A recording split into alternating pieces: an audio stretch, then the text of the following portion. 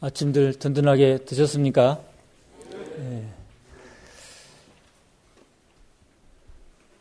밥이 보약이라고 먹어야 힘이 나죠.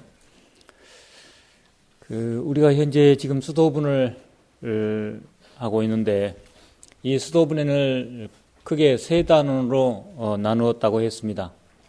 처음 단원이 수행 진기, 수행의 참다운 기초, 수도를 하는 입장에서 견도 이후에 견도와 수도가 같이 가고 있지만은 나눠서 생각해 볼 때 수도 입장에서 먼저 수행의 기초를 다루고 그 다음에 두 번째가 수행 진요, 이제 수행의 방법론에 있어서 핵심 진요를 또 다루고 세 번째는 마음을 다잡는 법, 섭지 괴측, 그 마음을 다잡아 딱 지니는 그런 법칙을 이야기한 그런 크게 세 단원으로 수도분은 이루어져 있었습니다.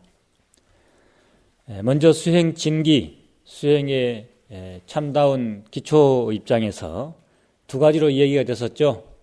하나는 인지의 발심이 과지의 깨달음과 같은가 다른가를 항상 살펴야 된다, 이런 입장하고, 또 하나는 업이 있는데, 우리에게는 누구나 다 각자의 업이 있는데 그것이 공업과 별업으로 이렇게 있는데 그 업이 누가 짓고 누가 받는가, 그 업의 본질성을 또 잘 알아야 된다. 이 두 가지가 수행 진기, 수행의 참다운 그 기초로서 다루어져 있었습니다. 그 다음에 수행 진요편은 이제 오늘 들어갈 차례인데, 거기에서도 또 두 가지로 다루고 있습니다. 수행의 그 요령, 핵심 요령에서 먼저는 해결 진요. 진요는 진요인데 하나는 해결, 풀해자, 매듭결자, 매듭을 풀어가는 그 요령. 우리에게는 각 다 이 매듭이 있습니다. 살아가면서 또는 전생부터인지 또는 살아가면서 생긴 가지가지 얽혀있는, 복잡하게 얽혀있는 사람도 있고, 또 많지는 않지만 한두 개가 온몸을 짓누르고 내 마음 전체를 휘감고 있는 그러한 매듭들이 묶여져 있습니다. 어떤 사람은 미운 사람 때문에 그 매듭에 걸려서 힘들고, 어떤 사람은 좋은 사람 때문에 그걸 못 풀어서 힘들고, 태어날 때부터 미운 사람 따로 있었던 것도 아닌데 살아오면서 미운 사람이 생겨가지고 그것 때문에 힘들다. 그래서 여기서는 그 매듭을 어떻게 풀어야 되는가, 각자의 매듭이 있는데 안으로도 있고 밖으로도 있고 이렇게 매듭이 각자 있는데 이 매듭을 어떻게 풀어야 되느냐, 이게 이제 이 우리들의 고민인데, 그 고민을 능엄경에서는 부처님이 이렇게 해야 된다, 이렇게 제시를 하고 계십니다. 그리고 두 번째 진요, 핵심은, 수행의 핵심 요령은 입원 진요. 하나는 해결, 매듭결자, 해결 진요였다고 하면은 두 번째는 입원 진요. 둥그스름한 원은 둥글잖아요. 그 둥그러운 부처님의 세계에 들어가는 입원, 그 세계에 들어가는 또 요령. 그래서 입원 진요입니다. 그래서 수도분이 크게는 수행 진기, 그 다음에 수행 진요, 그 다음에 섭지 괴측, 이렇게 크게 세 가지인데, 두 번째 수행 진요 편에서 이제 그걸 다시 진요를 두 가지로 또 나눴다. 해결 진요, 입원 진요. 이런 과목들을 대강 이렇게 짐작하고 있으면은 언제 어디서 돌아봐도 그때그때 상황에 필요하면은, 견도분이 필요하면은 견도분의 내용을 과목을 통해서 생각해 보고 그래서 쭉 그 전에 들었던 내용이 생각날 수 있고 또 수도분의 대목이 필요할 때는 수도분 중에서도 이렇게 크게 세 가지가 있었는데 거기에 대한 또 내용을 돌아볼 수 있고 또 이제 그 마지막에 섭지 계측은 내섭과 외섭으로 나누고 있습니다. 마음을 다잡는 그런 법칙으로서 마음을 다잡는 방법 우리가 수행을 해갈 때는 흐트러지지 않아야 되기 때문에 중심을 잡아야 하는 그 방법으로 내섭과 외섭을 이야기하고 있는데 내섭은 계율을 지니는 것입니다. 외섭은 능음주를 필요에 따라서 지니는 것입니다. 이것이 이제 섭지괴측 이렇게 능음에서는 이렇게 마음을 다잡는 방법으로 안으로는 계율을 항상 지니고 또 그래도 어려울 때는 능음주를 지녀라 이렇게 얘기를 하고 있습니다. 그럼 수도분의 처음 부분은 우리가 수행 진기편은 어디까지 했고 오늘 이제 매듭을 풀어가는 방법 매듭을 어떻게 풀 것인가 거기에 대한 내용이 많은데 줄여서 조지에다가 실어봤습니다. 수행의 참다운 요체, 수행 진요에는 두 가지가 있다. 방금 말했죠. 첫째는 매듭을 푸는 요체이다. 아라나 그대가 태어날 때부터 본래 갖추어진 무명이 있어 이것이 그대를 윤회하게 하는 생사의 근본임을 알아야 한다. 이것이 그대를 윤회하게 하는 생사의 근본임을 알아야 한다. 그러나 그 근원은 오직 그대의 육군에서 생긴 것이고 다른 것이 아니다. 앞에서 부처님의 그 아함경이라든가 이런 경전을 통해서 소개할 때 육군이 중요하다는 것을 이야기를 했었습니다. 그래서 우리를 얽매이게 하고 생사에 윤회하는 것이 바로 육군 때문이었다. 두 번째는 또 그대의 성성하게 깨어있는 마음이 우리에게 있어 상주진심 깨어있는 마음이 그대를 안락하게 하고 해탈하게 하는 것임을 증득해야 되는데 그건 역시 그대의 육군에 의지할 뿐 다른 것이 아니다. 우리를 헤매게 하는 것도 육군 때문이고 우리를 깨닫게 하는 것도 자기 자신을 깨닫게 하는 것도 육군으로 해서 깨닫는다. 본래 물들지 않았다 한다면 따로 깨달으란 말도 필요 없죠. 물들어 있기 때문에 중생이라는 입장에서 다시 또 깨달음도 이야기되는 것이지 따로 깨달음 그 자체에서는 깨달음이라는 말 자체도 필요가 없는데 일단 나눠서 우리가 헤맬 때도 육군 때문에 헤맸고 그 헤매다가 다시 깨달음으로 돌아가는 것도 역시 육군을 통해서 우리는 또 깨달음으로 돌아간다. 51번 줄을 한번 보겠습니다. 이거는 우리가 삼위유리에 나오는 이야기입니다. 삼위유리에 보면은 10개에 대해서 나오죠. 그래서 뭐 10개에는 여러 가지가 있죠. 그때 이제 불가무창기, 불황관청 이런 내용이 나오죠. 삼위유리에 춤추고 노래하는 곳에 가서 즐겁게 거기에 집착해서 구경하지 말라라는 뜻에서 그 경계하는 내용이 나오는데 계율로서 거기에 이제 그 설명을 하는 마당에 한편에 이렇게 써져 있습니다. 일찍이 귀와 눈을 저 성색에서 논하건대 우리의 육군을 저 육경에 상대해서 이렇게 논하건대 사람의 그 싱그러운 지혜는 우리의 상주진심이겠습니다. 그 지혜를 흐리기는 지극히 쉽거니와 경계에 따라서 금방 빠져버리는 것이 우리의 마음이죠. 그 싱그러운 지혜를 흐리기는 지극히 쉽거니와 또한 그로 인하여 우리들이 깨달음의 깃틀도 바라게 되나니 육군 때문에 흐려지지만은 또 그로 인해서 깨달음을 바라게 되나니 그 지혜를 흐리는 근원을 추구해 보면은 성색의 유전을 입은 까닭이고 그 지혜를 흐리는 근원을 추구해 보면은 다른 데 있는 것이 아니하고 성세계에 따라간다. 유전이라는 말은 흘러가 버린다. 끌려가 버린다. 성세계에 유전을 입은 까닭이고 깨달음의 본질을 또 공부해 보면은 또 역시 성색의 유전을 입지 아니한 까닭이다. 그러니까 그걸 통해서 오히려 자기 자신의 본 참마음을 깨닫게 되는 거죠. 오히려 거기에 끌려가지 않고 끌려가고 있구나라고 알아차림으로써 이쪽으로 방향을 잡게 된다.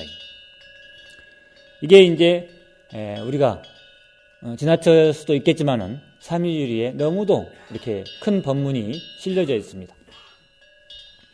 능엄경에서 방금 여기서 이야기했던 것도 이 내용하고 전혀 틀리지 않다고 하겠습니다. 이렇게 부처님께서는 우리가 흘러가는 것, 육군의 경계에 따라서 중생의 세계로 빠져드는 것도 육군 때문이고 또 그 속에서 다시 깨달음의 세계로 향하게 될 때도 육군의 계기에 의해서 육군의 그 경계 때문에 다시 또 결국에는 자기 참마음을 보게 된다라고 하시죠. 매듭을 푸는 방법이 우리에게 지금 각자 매듭이 이렇게 얽혀 설켜 있는데 그 매듭을 푸는 방법이 멀리서 찾아지는 게 아니고 육군에서 찾아야 된다. 다시 말하면은 깨달음을 멀리서 찾는 게 아니고 우리의 현실 속에서 찾아야 된다.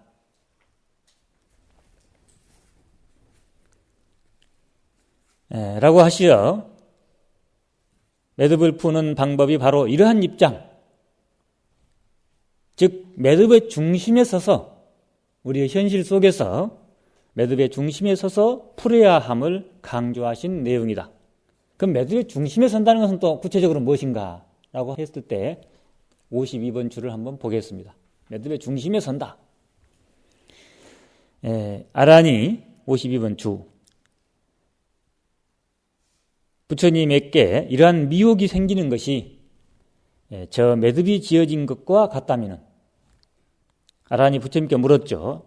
이 답을 하고 있습니다. 아라니 나름대로 이제 부처님에게 이러한 미혹이 생기는 것이 저 매듭이 지어진 것과 같다면 어떻게 풀어야 되겠습니까? 라고 이렇게 질문을 하니까 부처님께서 답하기를 만약 매듭을 풀려거든 응당 매듭의 중심에서 풀어야 된다. 매듭의 중심에 선다는 것은 그래서 어떻게 하는 게 매듭의 중심에 서겠습니까? 여태까지 우리가 이야기를 다 했는데 능엄적으로 보면은 매듭의 중심에 선다는 것은 어떤 상태에 매듭을 풀어가겠습니까? 매듭이 확 풀려버리는 건 어떤 거예요? 공의 입장에서 열애장성의 입장에서 긍정적으로 표현하면은 열애장성의 입장에서 이걸 봐야지 매듭이 잘 풀려 못 풀려 매듭이 크냐 작냐 오른쪽으로 꼬였냐 왼쪽으로 꼬였냐 이런 걸 찾아가지고는 절대 풀리지 않습니다. 오히려 더 꼬일 수도 있죠. 오히려 매듭 전체를 꿈으로 생각해버리는 전체를 연기의 입장에서 봐버리는 이게 따로 있는 게 아니고 상황에서 잠시 생겼다가 흘러가는 하나의 현상으로 내에 주어진 이 매듭이 얽히고 설켜 있는 이 매듭이 하나의 현상으로 실체로 있는 게 아니고 잠시 지나가는 구름으로 이렇게 봤을 때야만이 매듭을 풀 수가 있다. 근원적인 방법이 공의 입장에서 풀어가야 된다. 이러한 말씀이 되겠습니다. 그런 내용을 장황하게 말씀하시는데 내용을 다 못 끌어오고 말로 설명을 합니다. 그래서 매듭의 중심에 선다는 것은 우리의 망심이 육군을 떠나 따로 실체가 있는 것이 아니므로 우리의 분별심이 육군을 떠나가지고 따로 실체가 있는 것이 아니므로 오른쪽에서 풀려고 한다든가 왼쪽에서 풀려고 한다든가 하는 옳다, 그르다, 유다, 무다, 있다, 없다, 단멸이다, 항상하다, 이런 시비 분별, 이런 생멸심으로 해서는 안 되기 때문에 이런 시비 분별, 이런 생멸상에 떨어지지 말고 유깁처가 그대로 공하다는 입장, 즉 모든 분별을 놔버리고 일체가 다 열장심이다, 다 연기다, 정어려면 다 공하다, 이런 입장에서 이제 바라보는 입장이 일체가 일심이다, 일체가 열애장심이다, 한 마음이다. 이런 일심의 작용이었음을, 열애장심의 작용이었음을, 열애장에 비춰진 하나의 그림자, 이렇게 보는 데서 시작하는 것이 매듭의 중심에 서는 것이다. 그러면 이제 그런 입장에서 매듭을 풀어가는데, 여기서 매듭은 지금 크게는 6개가 있는데 또 6개가 또 6번씩 매듭이 지어져 있어요. 6결이라고 합니다. 6결. 6군이니까 6결이고, 또 하나하나 그 눈의 매듭도 뭐 매듭이 따지면 뭐 수백 개, 한 눈에 관계된 매듭도 수없이 많이 걸려 있지만은 크게 보면은 이제 6개 매듭으로 또 보기도 합니다. 그래서 매듭을 풀어가는 차례에 있어서는 육군 때문에, 여기서 차례라고 하는 것은 이미 공하다는 입장이기 때문에 차례가 없는 가운데 그림자인데, 그림자를 이제 지어가는 입장에 이제 차례를 임시 세우는 거예요. 매듭을 풀어가는 차례에 있어서는 육군 때문에 생긴 의혹을 풀어가는 것도 이와 같아서, 육군에서 처음 매듭이 풀어질 때 먼저 인공을 얻고, 그래서 인공을 얻는다는 말은 모든 것이 오직 식이다, 이렇게 하는 부분이 이제 인공을 얻는 입장이 되겠습니다. 다 육군이 허망하다, 육군에서 생긴 것도 허망하다, 이렇게 이제 모든 것은 하나 연기일 뿐이다, 이렇게 일단 보면은 공의 입장에 서서 한 매듭이 푹 넘어갑니다. 그게 이제 유식이에요. 모든 것은 식이다. 또 중간에서 보면은 모든 것은 공하다, 있지 않다, 뭐 이렇게 이제 풀어가는 입장이 인공입니다. 아공이라고도 하고 인공, 인아공입니다. 갖춰서 말하면은 인아공, 법아공, 인아, 법아. 일단은 그래서 아공을 얻는다. 그때가 이제 오직 식이다. 그 다음에 거기에서 그대로 마는 것이 아니고 공성이 원명해져서 굳이 이야기를 하니까 이것도 아공 법공이 한 번에 이루어지는 것이지, 또 사실은 결과에서 보면은 따로따로 나눠진 건 아니지만은 그래도 인의 입장에서 보면은 이렇게 설명이 된다. 그래서 먼저 아공으로 모든 것은 식이다, 유식. 그래서 오직 유자 알식자에 가지고 모든 것은 식이다. 그래서 공성이 원명해지면은 법의 탈을 이룬다. 이게 법의 탈이 이제 법공입니다. 법에서도 해탈한다. 법공. 이때는 이제 유식이라고 하는 것이, 모든 것이 유식이었는데 유식이 따로 있는 것이 아니다. 유식이 하나의 연기잖아요. 삼사화합이 식이니까 식도 사실은 공하다, 이렇게 봤을 때 법공이 됩니다. 모든 것은 식이다라고 해서 전체를 다 놔버리고 식으로서 정리한 다음에 다시 그 식도 공하다, 그러니까 또 공으로 표현한다면 모든 것은 공하다, 이렇게 한 다음에 공이 따로 있는 것이 아니라 공 그 자체는 따로 있는 것이 아니죠. 이렇게 입장에 섰을 때 다시 공에서 또 해탈하죠. 혹시 공에 걸릴까? 처음부터 안 걸리면 말할 것도 없어요. 부처님께서는 처음에 무화 한마디로 다 끝냈죠.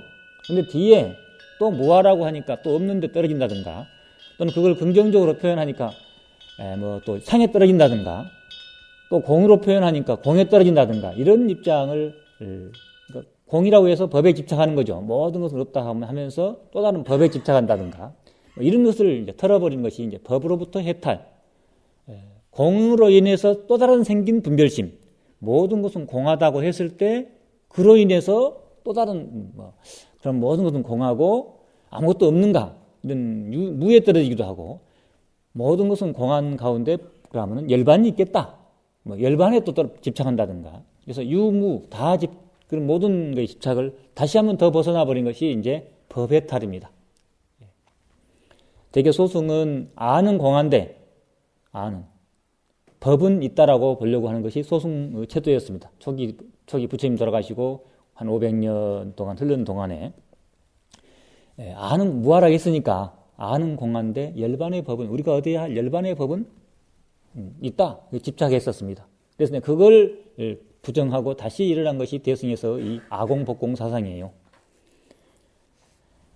이렇게 해서 법의 탈을 이루며 그다음에 법외탈을 이루고 나서는 구공도 이게 사실 한순간에 지나가는 건데 논리적으로 설명하니까 이제 법공됐으면 끝났는데 다시 또 법외탈을 이루고 나서 구공도 아공 복공이니 하는 그런 분별심에서도 벗어나버리는 구공도 불생해서 아공 복공 그것까지도 뭐 그런 분별까지도 벗어나서 완전한 이제 깨어 있는 거, 완전한 이제 자비심으로 똘똘 뭉쳐 있는 무생법인 무생의 지혜. 여기서 인이라고 하는 것은 참을인자를 써도 지혜고 또 도장인자를 써도 지혜를 가리킵니다.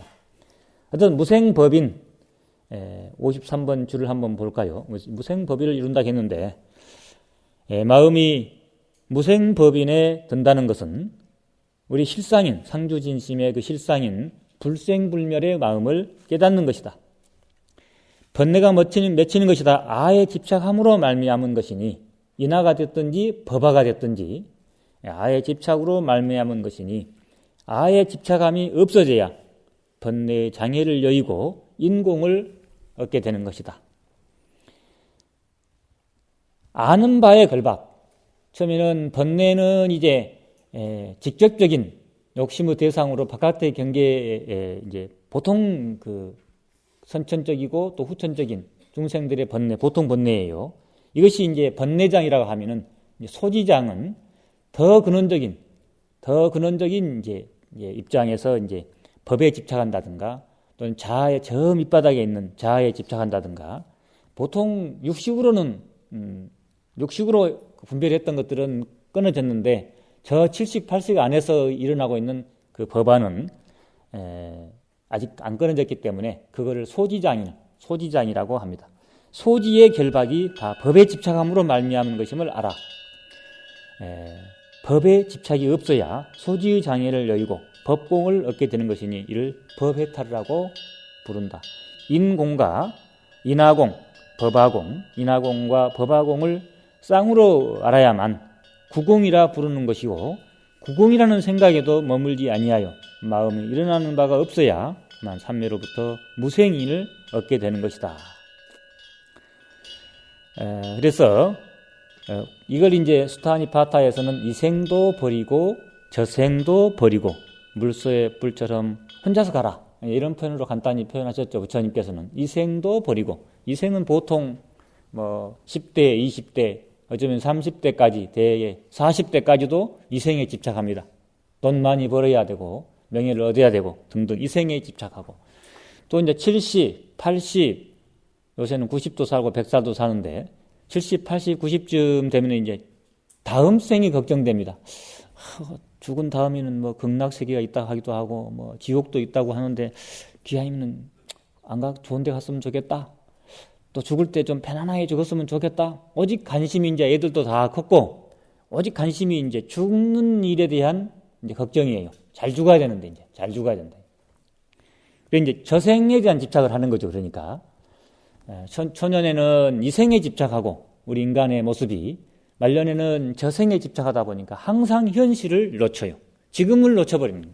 그래서 불교에서 수행의 세계는 과거는 이미 지나갔고 미래는 아직 오지 않았고 현재 해야 될 일은 뭐냐? 현재 잘하는 현재를 잘 사는 거. 그래야 그것이 이제 제대로 사는 게 항상 과거에 미래에 너무 그렇게 하다가 현실을 놓치고 이런 이제 잘못된 삶을 살기 때문에 이생도 버리고 저생도 버리고 두 가지를 다 버리면 중도가 됩니다. 다시 말해서 어디에도 집착을 아니하고 순간순간 깨어서 그 상황에서 최선의 길을 가게 되는 것이 수행자의 길이라고 하겠습니다. 물소의 뿔처럼 혼자서 가라. 이때는 어디에도 머물지 마라. 어디에도 의지하려고 하지 마라. 혼자 가라. 이런 뜻이 되겠습니다. 젊었을 때는 이렇게 이제 이런 거를 통해서 또 뭐 바라는 것도 많아요. 뭐 아무리 여기서 공공하지만은 바라는 게 많습니다. 큰 스님도 돼야겠고 또 뭐 여러 가지로 이제 많습니다. 공부도 많이 해야 되겠고 등등 해가지고 이렇게 하는데 나중에 나이가 먹어지면은 이제 찾아갈 데도 없어요. 아무 나이가 먹어지면은 함부로 불쑥불쑥 이방저방 가지도 못합니다. 처음에는 뭐 도반이니까 아무 허물 없이 그냥 뭐 이 방에서 푹 가서 자빠져 누울 수도 있고, 차를 갖다 혼자 따라 먹을 수도 있고, 편하잖아요. 어디나 가도 뭐. 세상에 전부 극락이에요, 이제. 지금은 여러분들께서는 아마 세상에 뭐, 가면은 절만 3달에 하고 나면은 뭐 용돈도 받을 수도 있고, 과일도 얻어먹을 수도 있고, 뭐, 저도 또 전번에 이야기했듯이 또 젊은 사람 보면은 늙은 나이 먹은 사람 입장에서는 있는 것만으로도 감사하니까 계속 있으라고 대우를 받아요. 어디 가나 부자니까. 어디 가나 인기가 많아가지고 항상 뭐 가는 곳마다 부딪히는 일마다 좋은 일만 다 있습니다. 나이가 먹어지면은 함부로 다른 사람의 방에 가기가 미안해요. 다 각자의 일이 있는데 그 나이가 먹어지면은 아무리 옆방이라도 또 도반이었다 하더라도 푹 들어 이렇게 안 돼요. 이제 또 찾아오는 사람도 별로 없어요. 별로. 그게 이제 공부가 안 되놓으면은 자기 안에 내면이 충만되지 못하면 항상 깨어서 어디에도 집착하지 아니하는 그런 습관을 들여놓지 아니하면은 헐떡거리게 돼 있어요. 늙어지면. 아직 저는 많이 늙지도 않았는데 벌써부터 저는 이제 헐떡거려요. 지금. 함부로 이방이나 주방에 가지도 못하죠. 누가 오지도 않죠. 오늘 참 저는 행복합니다. 지금 여기 와가지고 지금. 근데 어쨌든 그렇게 외로워집니다. 근데 사실 공부를 잘하신 분은 외롭다는 말 자체가 얼마나 이게 우스운 얘기예요. 능엄경 입장에서 보더라도. 근데 공부를 안 해놓으면 외롭고 헐떡거리게 되고 의지하고 싶고 또 찾고 싶고 전화를 하든가 또 아니면 여행을 가든가 누가 찾아오기를 바라든가 가지가지 발광을 하게 되는 거예요. 진짜 그래요. 그래서 다른 사람이 보면은 뻔히 알죠. 천하게 보이죠. 그래서 제가 처음에 충강사에 출가해가지고 저는 거기에 제가 있을 때 노스님들이 계셨어요. 뒷방에. 그래가지고 그 당시 구산 스님은 큰 스님으로 뭐 수자들을 거느리시고 막 종 이렇게 띵 치면 하나 딱 들어가지고 내놔라! 뭐 어쩌고 이게 시자를 할 때 보니까 그러고 또 띵 치면 할 수 나가야 돼요. 더 말하고 딱 쳐버리면 가야 돼요. 어떤 그런 걸 봤어요. 그러다 또 하면 또 치면 또 다음 사람 들어가서 또 이야기. 멋있잖아요, 뭐. 근데 그렇게 뒤를 돌아보면 뒷방에 노스님들이 많이 계셨는데 완전히 저는 저 양반들은 불쌍한 사람으로 보였었어요. 내가 그 어두운 눈으로 볼 때. 근데 제가 이제 저리 와가지고 좀 시간이 가가지고 이제 저는 이제 제가 무슨 선을 많이 해가지고 내가 뭐 조실 스님이 되겠습니까? 뭐 큰 스님이 내가 뭐 복력이 있어가지고 주지가 되겠습니까? 결국 저도 이제 뒷방이 얼마 안 가면 강의도 누가 오라 안 해요, 이제. 그러면 이제 뒷방에 살아야 돼요.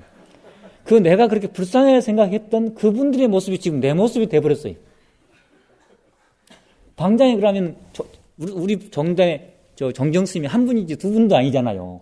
그럼 여러분들 여기만 해도 숫자가 100명 가까이 되는데 여기도 분들 다들 방장 될 수도 없을 거고 또 여기만 스님들이 있는 게 아니에요. 누군가는 하나밖에 안 되는 나머지는 전부 다 뒷방이에요.